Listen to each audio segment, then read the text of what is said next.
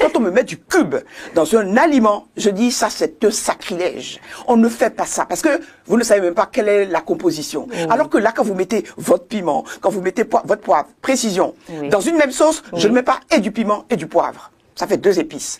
Ça va saturer au niveau du corps, ça va créer des ulcères. Donc, je choisis le piment ou le poivre. Règle pour le piment. Les deux ne jouent pas le même rôle. Ils ont les mêmes vertus qui brûlent. C'est les recommandations, ne mélangez pas piment et poivre dans la même sauce. Vous avez déjà compris, mesdames et messieurs, prenez vos blocs. Je choisis le piment ou je choisis le poivre.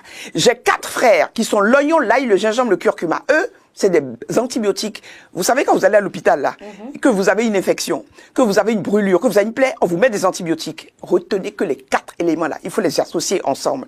Quand vous les mettez dans la sauce, c'est des antibiotiques naturels. Et ça vous guérit. Mais dans nos cultures, africaines précisément, au Bénin, quelles sont les épices qu'on utilise le plus? On a l'oignon, on a l'ail, et je précise que l'oignon rouge est de meilleure santé. Vous voyez, la santé est importante.